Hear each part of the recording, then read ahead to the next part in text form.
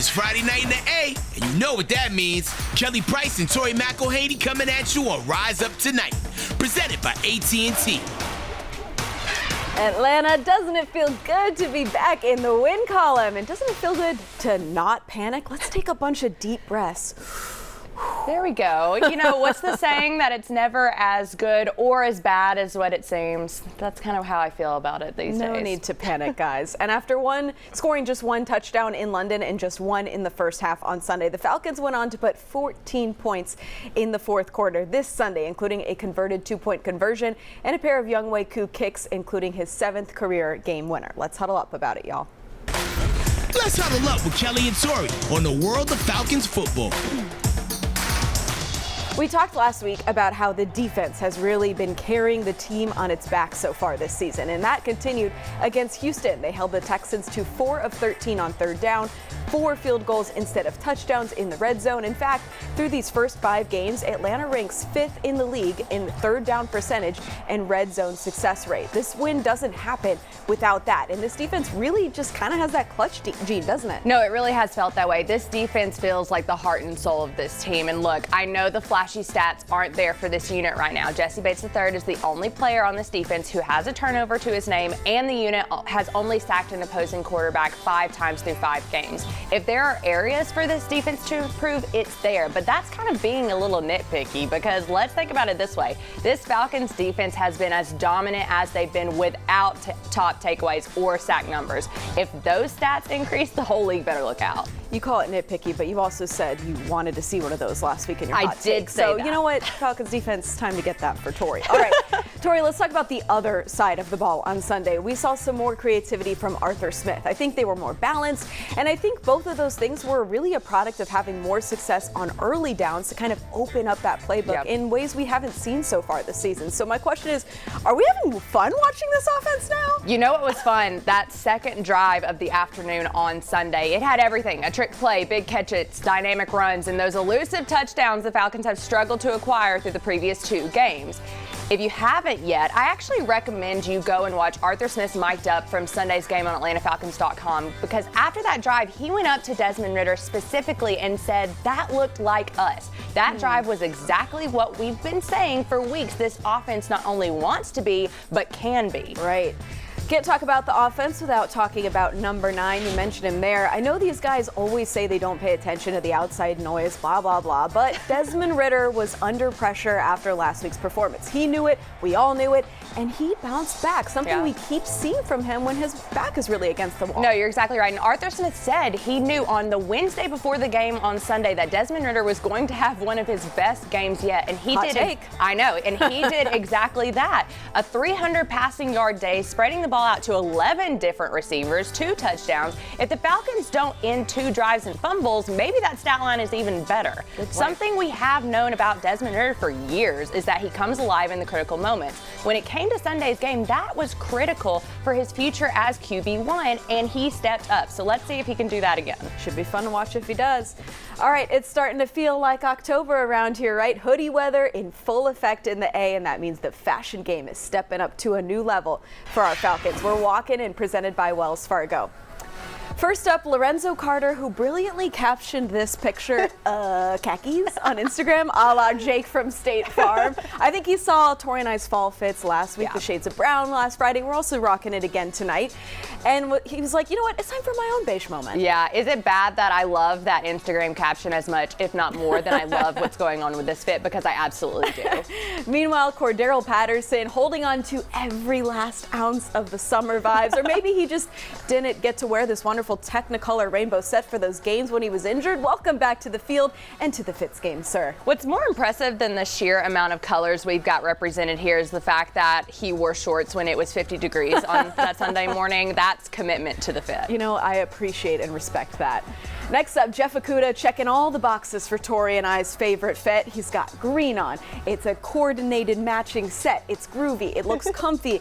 And I feel like he's maybe about to perform an excellent rendition of Staying Alive in this fit. Honestly, great idea. I also love how he's hitting us with those chic glasses as well. When the accessories match the fit, you get extra points on this show. Right. And I mean, even his bracelets, which I don't know if y'all can actually see from home, we're working with the fit. Kelly and I actually had a long conversation about the accessories. Like, that was important. Yes, I'm sure they were expensive, but they were really giving Kendra Scott. My girls know. All right.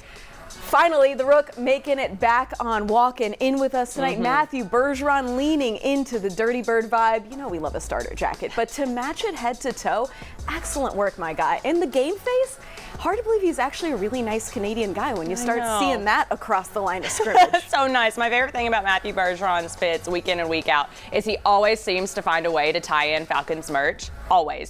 Got to rep the A, and Matthew Bergeron always seems to find a way to do exactly that. Got to get the team merch for free. Love him. We love team merch. All right, Bergeron and the rest of the offense showed this week they got that dog in them. But if the Falcons themselves were actually dogs, what breed would they be? That's our question of the week. If you were a dog, what kind of breed of dog would you be? Say a little. I think I have to be a lab. We have a bunch of labs, so I'd have to be a lab. I'll be a Great Dane, for sure. I'll be a miniature bull terrier. Wow, really specific. And why miniature? You have to go look at them to actually figure out why. Say a little pit, a little blue nose. I got 2 dogs, but I hate bulldogs. I hate Georgia. Or golden doodle, or labradoodle. Those are basically the same. One of those. What breed of dog would you be? Shoot, like the dogs I got, be a Cane Corso, man. I got 2 Cane Corsos, big Cane Corsos. A boy named Cane. I got a girl named Zuri, and then I got another dog named Honey. Honey is the beast of them all. My miniature toy poodle. The bully. 9 pounds solid.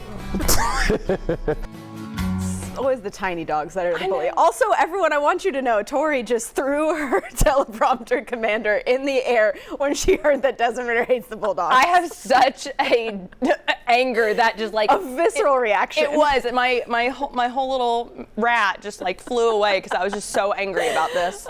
That was awesome. All right, yes. Still to come here on Rise Up tonight.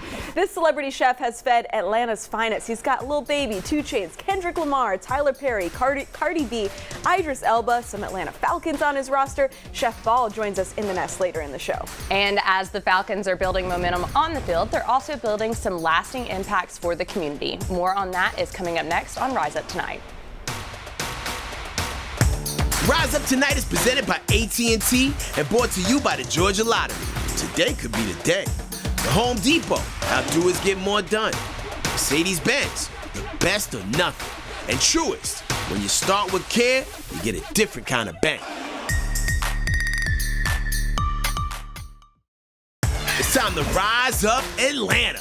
Kelly and Tori are back on your home for Falcons football. Fox 5 Atlanta. The Falcons aren't just putting in work on the football field. This week, some of them spent their off day giving back to the community by helping to build a playground in Suwanee. Our Georgia Chambers has more as we Rise Up for Atlanta, brought to you by Truist. That power saw, that's my baby, you know what I mean? I might have another career after football. For Falcons safety Richie Grant and a handful of other players, this week they were put to work after their win against the Texans. On Tuesday, players helped continue to build a playground in Suwanee. Cheerleaders and even Freddie the Falcon were there to help, well, most of the time. TQ was over there doing some dirt job by himself, so I went to help him out. Anywhere I can get my hand dirty, I'm trying to do it. Co-chair of the Playtown Suwanee Playground build, Colette Grodzicki, says all the help was greatly appreciated, especially since this project is set to be finished by Sunday, just 6 days after the build started. We are 100% volunteer build, so having support from not just our community members, but also the community as a whole and the Falcons players that live up this area just is fantastic. At the end of the day, you know, God says love people, like all people, no matter color, race, ethnicity, none of that matters. Just love people and give back faithfully with all your heart. Once finished, this won't be your average playground. It will be 2 stories high and more than an acre big. This isn't an off day. You're putting in work on your off day. Don't tell nobody that. Don't tell nobody that. This is the Lord work, so I don't count it. For Rise Up Tonight, I'm Georgia Chambers. From power tools to high-powered offense, a season-high 11 different Falcons were targeted through the air on Sunday. Atlanta hasn't broken into double digits in targets since 2021. Matt Ryan was still here then. Tori, you wrote about in your notebook this week, this has kind of been what we've been expecting from this offense so far, so from all these playmakers they have here. No, you're exactly right, and I think this is what we've been waiting for. Y'all remember last week when I talked about how this offense wasn't necessarily playing as advertised? Well, they started to show glimpses of that team on Sunday. It was evident in the fact that so many players got involved. We're talking wide receivers, running backs, tight ends, and yes, a fullback. There you go, Keith Smith. Virtually every pass catcher available had a catch last week. Everyone was involved, and as the Falcons move forward, that should mean a lot to their overall success as they work to keep defenses on their toes.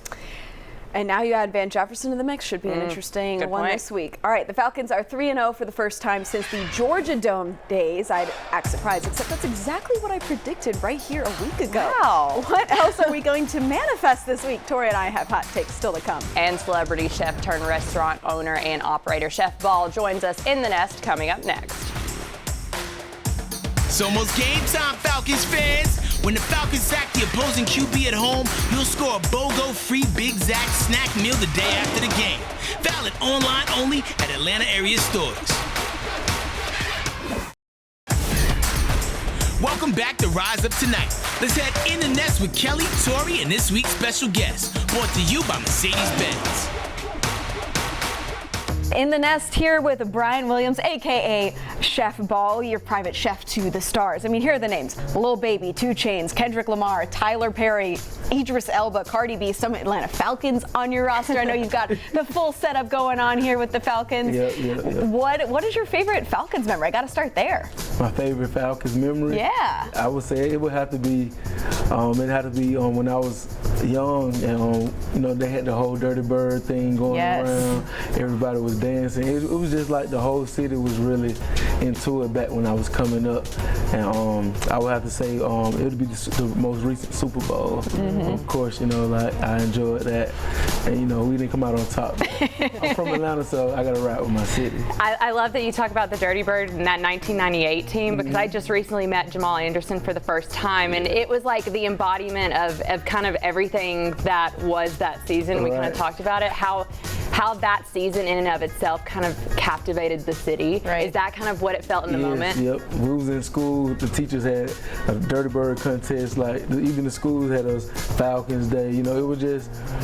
It was all you heard about up until, the season was over, but that was what it was about when I was coming up. Kelly mentioned all of these big-time stars that you've had the chance to cook for. Is there anything specifically that they have that's been a request of theirs over and over and over again that they're like, that's something that I love that you make, please make it for me every day? Yes, they I would say they love like my ribeye steaks. They love it. Like they love the ribeye steaks, the lamb chops. I even had a few requests for like a shark meat omelet. Oh wow! I had to take the shark meat and saute it and give it flavor, and I put it inside of an omelet for protein. So I've had some crazy requests, but I get the job done. What is something that people wouldn't expect about being a celebrity chef? What's something you wish people knew about that experience? That it comes with, you have to do research. You just can't cook anything when you're cooking for people who have to perform and this and that. You have to really do research on what you're preparing for them. Even when it comes down to the oils, to things being organic, locally grown, you have to make sure that you provide them with the best that they have to offer. It's not just you going to grab some ingredients and you're cooking it. You really have to do your research and make sure this ingredient is right and make sure it's something that they can intake and eat. So it's more than just cooking. When it came to building your career in Atlanta, how much did the city in and of itself help you kind of establish even a clientele base for what you're wanting to do? Like I said, I couldn't imagine me starting off and building my career no place else other than Atlanta because, like I said, it goes back to the people I went to high school with. They're famous people now, so it's like we all know each other from going to school and playing ball with each other coming up, and we all kind of know each other in some kind of way. So it feels good. It feels like you're at home and everyone's supporting you. You can relate to them. You can relate to their taste buds and the things they grew up eating. So it's like they want someone from their city to provide them with these flavors that they grew up with. Speaking of some born and bred people in Atlanta, the Migos, obviously a huge deal here in Atlanta. You traveled with them on their tour, from what I read. What was that experience like? It was I can't forget it. It was a great life-changing experience, like going to over like 16 different countries. And oh my goodness. Over like within just like a month and a half time span, traveling from country to country, Europe to New Zealand, to South Africa, to Sydney, Australia, Brisbane, Australia. It was crazy. I had to adapt to where I'm at. I had to look at the items in the grocery store instead of reading it, because I'm in Germany and it's just different. I'm like, this is a banana, this is chicken. I need this, and you just got to get it done. They'll send someone with me, like, to translate and to help me pick out the items. But it was like a movie. I always love asking people this question: how did you get into this profession, and what are kind of some of your early days of, you know what, I want to be a chef? What did that look like for you? It was me getting my first job. I was a table busser at this upscale restaurant, and I was just doing my job great, busting tables, and I moved up to a dishwasher. And when I got in the kitchen as a dishwasher, you would see the line, you would see them preparing food and sending it out. And so I was just watching them. I mastered being the dishwasher. So I asked the chef, like, can I get in the kitchen and learn something? And he put me in the back to like chop onions all day. And I just worked my way up the line from prep to grill to saute to whatever they needed me to do in the kitchen. I just learned everything over the course of years. And when I was chopping onions, I told myself, like, this is what I'm gonna be doing. Like, I want to cook. I want to be a chef. And that leads us into our next topic of conversation, which is your two new restaurants downtown. Betty Sue's and Binky's. Tell me about those. Yes, we have Binky's. Binky's Eatery. It's a soul food, fast-paced takeout restaurant. We have a patio seated on the side. We specialize in soul food. It's close to the stadium, close to all the arenas, and it's on top of the 5 Points train station, so it's very convenient to the everyday traveler that use MARTA to travel. So we get a lot of traffic from MARTA. We even get a lot of traffic from the Falcon players. The Falcons fans that's heading to the Falcons game that's traveling through MARTA. They come through and grab something before the game, and it's working out. And Betty Sue's, it's a breakfast concept. We're working on opening it up by the end of this year or the beginning of next year, to where it's just breakfast all day that is specialized in different types of grit bowls. Sounds delicious. All right, Falcons fans, you better get some Betty Sue's or some Binky's, either going to Mercedes-Benz Stadium or heading back from it. Thank you so much for joining us, Chef Ball. We're so appreciative of you coming in studio. For anyone who wants to check out the full conversation, head to fox5atlanta.com, and we'll be right back on Rise Up Tonight. Hey Atlanta, this is Head Crack talking, and you watching Rise Up Tonight, presented by AT&T. It's like I don't get caught up in whatever narrative is after 4 weeks of the daily narratives. You can almost write some of these narratives and live and die every week by the narratives. I don't use that lingo. That's the sensational line. It's like the scene with the dudes chasing the guy down from Happy Gilmore. Run to give away our scheme. What the hell is going on? Now you're really trying to put me on the hot seat here. Some narratives. Well, the Falcons are 3-0 at home for only the 8th time in franchise history, the first time since 2015. But since the Benz opened in 2017, the last time they were 3-0 at home was in the Georgia Dome. I'm just saying, you heard it here first, people. And let's take it a step further, because I think the Falcons have established a home field advantage in what's felt like a pretty long time. It's pretty electric in there, and that's not a hot take. Yeah, Arthur Smith talked about that this week as well. This week, I'm putting on for the defense. The Falcons defense has yet to allow 30 points in a game so far. Washington is averaging under 22 points per game, so my hot take is the Falcons hold a 6th straight opponent to under 30 points.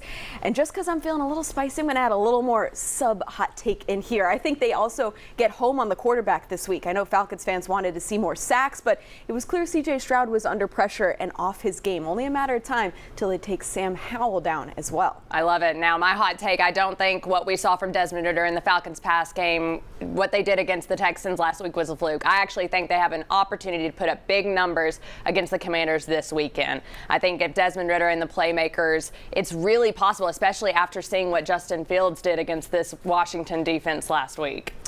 That's a good one. We'll see how it shakes out this week. We'll let you know next Friday night. Have a great night for now.